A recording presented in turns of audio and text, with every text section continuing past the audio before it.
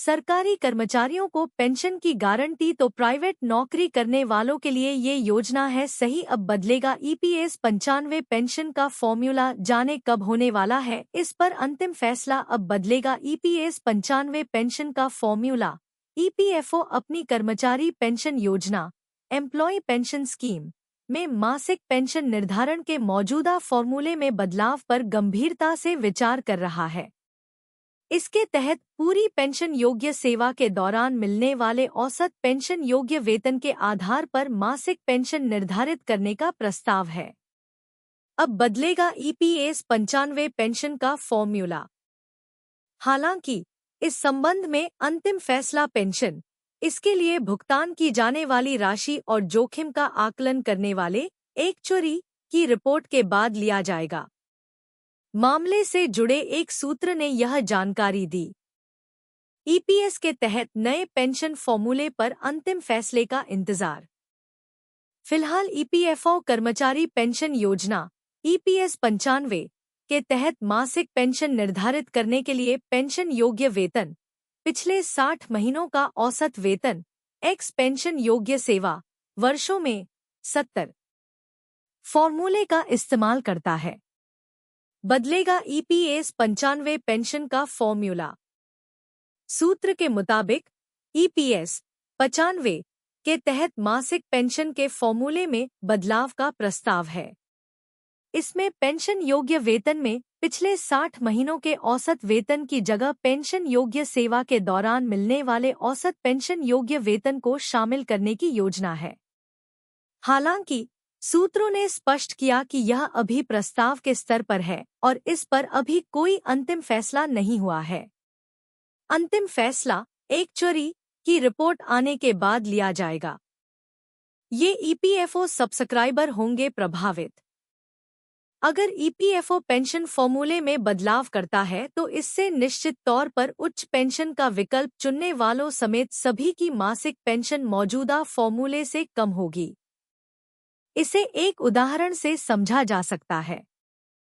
मान लेते हैं कि अधिक पेंशन का विकल्प चुनने वाले का अंतिम 60 महीने का औसत सैलरी 80,000 रुपये बैठता है और उसकी पेंशन योग्य नौकरी 32 साल है। ऐसे में मौजूदा फॉर्मूले 80,000 x 32/70 के तहत उसकी पेंशन 36,571 रुपये होगी।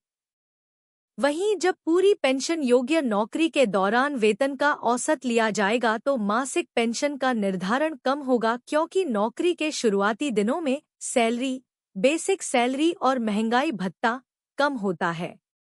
ईपीएफओ ने उच्च पेंशन योजना चुनने की अंतिम तिथि बढ़ाई। नवंबर 2022 में सुप्रीम कोर्ट ने सरकार से ईपीएफओ ग्राहकों को उच्च पेंशन का विकल्प चुनने के लिए 4 महीने का समय देने को कहा था। ईपीएफओ ने ग्राहकों को उच्च पेंशन का विकल्प चुनने के लिए कंपनियों के साथ संयुक्त विकल्प फॉर्म भरने की ऑनलाइन सुविधा प्रदान की है। इसके लिए पहले अंतिम तिथि 3 मई 2023 थी, जिसे बढ़ाकर 26 जून 2023 कर दिया गया है। वर्तमान में ईपीएफओ ग्राहक 15,000 रुपये मासिक वेतन की निर्धारित सीमा पर पेंशन में योगदान करते हैं, जबकि उनका वास्तविक वेतन इससे कहीं अधिक है। उच्च पेंशन के विकल्प से उन्हें अधिक मासिक पेंशन मिल सकेगी। एम्प्लॉय पेंशन स्कीम में लंबे समय तक अधिक पेंशन देने से वित्तीय बोझ बढ़ेगा। सूत्र: ईपीएफओ की सामाजिक सुरक्षा योजना में सब्सक्राइबर 12% योगदान करते हैं। कंपनी के 12% योगदान में से 8.33% ईपीएस में जाता है। बाकी 3.67% ईपीएफ में जाता है। कर्मचारी पेंशन योजना एम्प्लॉय पेंशन स्कीम में 15,000 रुपये की बेसिक सैलरी की सीमा पर सरकार 1.16% सब्सिडी के तौर पर योगदान देती है। ईपीएस फॉर्मूले में बदलाव की जरूरत के बारे में पूछे जाने पर सूत्र ने कहा कि दरअसल यह माना जा रहा है कि लंबे समय तक अधिक पेंशन देने से वित्तीय बोझ बढ़ेगा। इसीलिए नए फॉर्मूले पर विचार किया जा रहा है। ईपीएस पेंशन फंड में पड़े 6.89 लाख करोड़ रुपए के फंड से जुड़े सवाल के जवाब में सूत्र ने कहा कि यह पैसा सिर्फ पेंशन भोगियों का नहीं, बल्कि ईपीएफओ से जुड़े सभी सब्सक्राइबर्स का है और कर्मचारी कोष संगठन को सभी का ख्याल रखना है। ईपीएफओ की 2021 से 22 की रिपोर्ट के मुताबिक पेंशन फंड में 6,89,211 करोड़ रुपए जमा है। ईपीएफओ को 2021 से 22 में कर्मचारी पेंशन योजना एम्प्लॉय पेंशन स्कीम फंड पर 50,614 करोड़ रुपए का ब्याज मिला। सरकारी कर्मचारियों को पेंशन की गारंटी तो प्राइवेट नौकरी करने वालों के लिए ये योजना है सही। देश में प्राइवेट कर्मचारियों या असंगठित क्षेत्र के कर्मचारियों के लिए ईपीएस 95, एनपीएस, अटल पेंशन योजना एपीवाई आदि के तहत पेंशन का विकल्प है। हाल ही में केंद्र सरकार ने सरकारी कर्मचारियों के लिए एक नई पेंशन योजना शुरू की है, जिसका नाम यूनिफाइड पेंशन स्कीम यूपीएस है। केंद्रीय कर्मचारियों के पास अब नेशनल पेंशन स्कीम एनपीएस में बने रहने या गारंटीड पेंशन वाली नई योजना यूपीएस को अपनाने का विकल्प है। अब सवाल यह उठता है कि देश में प्राइवेट कर्मचारियों या असंगठित क्षेत्र के कर्मचारियों के लिए कौन सी पेंशन योजना है।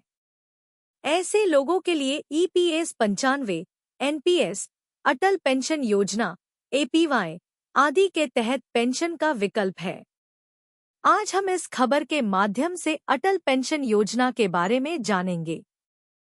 अटल पेंशन योजना केंद्र सरकार द्वारा वर्ष 2015 में शुरू की गई एक महत्वपूर्ण पेंशन योजना है।